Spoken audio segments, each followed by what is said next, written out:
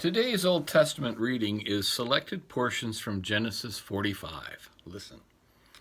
Then Joseph could not control himself before all those who stood by him.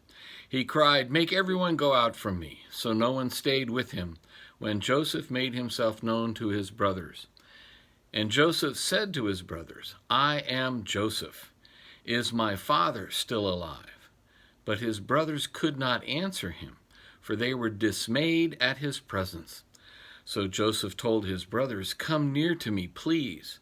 And they came near, and he said, "I am your brother Joseph, whom you sold into Egypt. And now do not be distressed or angry with yourselves because you sold me here.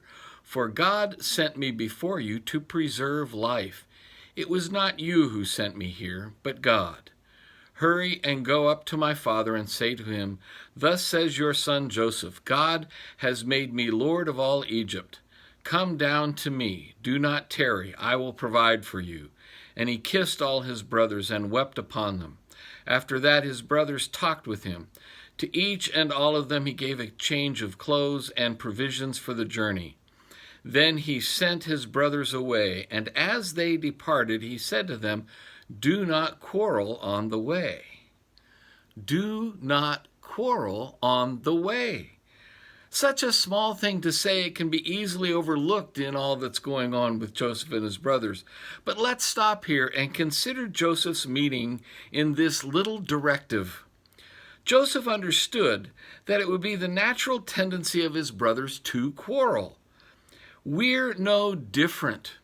We too quarrel over God's grace even once we've received it.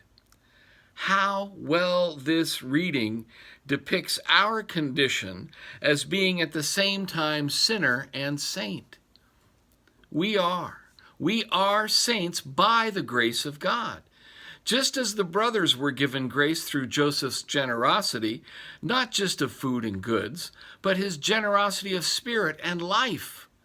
He had the power to destroy them, and he had the justification to do so as well.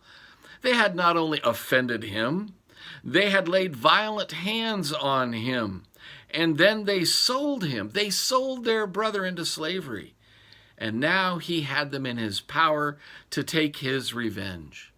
But instead, he chose mercy. He chose grace and forgiveness and restoration, and he was not unmindful of the human heart to be greedy, selfish, and petty. And so he admonishes his brothers to not quarrel on their way home. He knew, as we know, that grace and mercy can be twisted by our own evil desires and corruption. We need to constantly be reminded of our temptation to abuse and offend against God's grace, just as Joseph knew could happen with his brothers. And so we need to hear Joseph's admonition to not quarrel with one another. And rather than argue and quarrel, we're reminded to receive God's good gifts and the sustenance of life eternal with humility and gratitude. This is what we want to share with one another and with others. God's mercy without acrimony or jealousy. Thanks are again due to Joseph for what he reveals to us sinners who are now made saints by God's generosity of grace, and the reminder that only God's mercy provides for all our needs, both now and in eternity. By Jesus' work and in his name, amen and goodbye.